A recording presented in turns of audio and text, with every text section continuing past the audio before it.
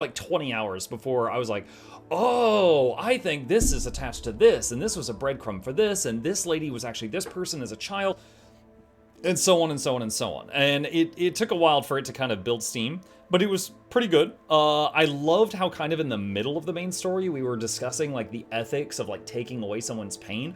I think those are some of the best villains in a game, are the ones where you're like, you know the meme where the guy's like, he's pouring the drink? Like, the villain's kind of making some sense here. Those are the best villains. The ones where you can see where they're coming from, and and that's it. Like, they don't have to be, like, super relatable or anything, but the ones where you're like, oh, shoot, okay, yeah, they've kind of got a point, but you're going a little far with it, you know?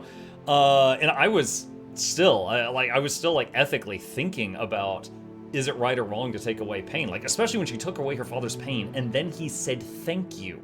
And it's like, okay, he appreciated that. But then she went too far when she yanked the pain out of the other teacher's chest and snorted it. And it was like, okay, now you're just being psycho. But then we saw that her father went like catatonic.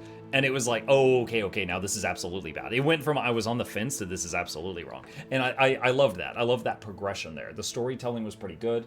The storytelling with, the other stuff, I would say everyone was super mature. There was like almost like even the bullies were some of the nicest bullies I've ever seen, like in the story. Like I feel like if you actually had a bully in a kid's school and they got magic, they would be like using their wand to like trip people and tie shoelaces together and all kinds of crap. But it was just like super nice everything. I was like, that's nice. Of course people want to be in a magical world where everybody is pretty nice to each other, stuff like that. No Gen Z brain rot. No, I mean not Gen Z. I'm not Gen Z. But like even when I was in like high school, like if a bully wanted to fuck with you, like they were gonna like shove you in the hall. Like you'd open your locker and then someone would knock you in the back and just shove your head in your locker. Yeah, just all kinds of crazy stuff. And like give them magic. Oh, forget about it. Are you kidding me? People would be like ice slicking floors so you would fall down. You'd be like in the middle of eating your food and someone would like turn your food into a brick. They would mess you nonstop. But that just wasn't a thing here. So anyway, overall, the writing was pretty good. I cannot think of a time where the writing was as bad. Even Sebastian, who like went to the dark side, you could see why he was doing it. He was just becoming laser focused on this help his sister thing, and he just kept going too far. And it's like anytime people were like, "Yo, you need to chill," he's like, "She's dying." And it was like, okay, well, I kind of see why he's doing this. And you keep getting options to stop him, but then you're like, oh, but he's about to teach me Crucio. So it's like, okay, I want to learn this, but yeah, you really shouldn't be doing that, So that was kind of an interesting way of going about it. Okay, so I praised the visuals, I praised the sound design. The world building was great. The stories they ranged from fine to good. I don't think any of them were like amazeballs, right? Like Soma. Soma, I will never forget. That was a game that had me like pausing and trying to decide if this was right or wrong. And I was having to like do some major like refiling in my brain on what's right and what is wrong. Like this doesn't really make you think. But it was a good story, and it was fun, and it was solid. Let's talk about, like, do I have anything negative to say? Good voice acting? Yes, agreed. There was good voice acting. Let's talk about, problems I reached. One was the beginning of the game. It was super loud. We could not have access to the options menu for almost 30 minutes. It just immediately jumps into the game, blaring loud, and we could not access the sound other than like doing it in Windows for like a half hour. They should change that. Additionally, this is something that won't affect most people. There is an option I often like using when I'm streaming that was not available here. There is no option to have the game mute the sound when you tab out of the game. I would love for them to add that. It doesn't exist in the game right now. You cannot pause cutscenes or pause dialogue. Ever. That was quite annoying. There is no quick save. You have to navigate through the menus. Now, it does frequently autosave, so it's not that bad, but you have to you hit escape, hit settings, hit save, and then you have to find a save, and then left click and hold And then after you've held for 3 seconds, it does save. And then you hit escape, escape, escape, load, back here. Okay? Very tedious, and a lot of menus are like that. You go into a menu, like if I go to my inventory, I have to hit escape, animation, escape again, load to get out. To get out of any menu, it's a couple of animations, load screen, and multiple hit presses of the escape key. Tedious is kind of annoying.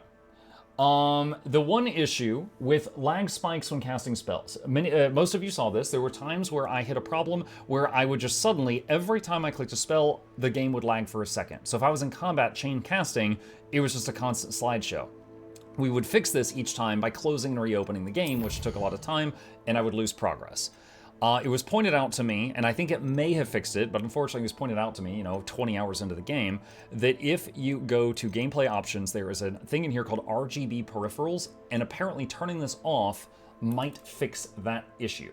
I can say that we did not have the issue again after we changed that setting, but, I would want to play like another 10 to 15 hours before I say for sure this fixed it. But if anyone else plays this, maybe turn that off. It was also pointed out to me on, let's see, there's lots of load screens, but especially bad on Switch. I did not play it on Switch, I'm playing it on PC, but people who've played it on Switch said the load screens were exceptionally bad. Like, there are a lot of load screens here. Like, I gave up on the system where you care for the animals because you could have 4 animals in each room. So, load into room, do the stuff with the animals, load out, load into next room, do the stuff with 4 animals, load out, load into room. So to care for your 12 animals, there were 6 load screens.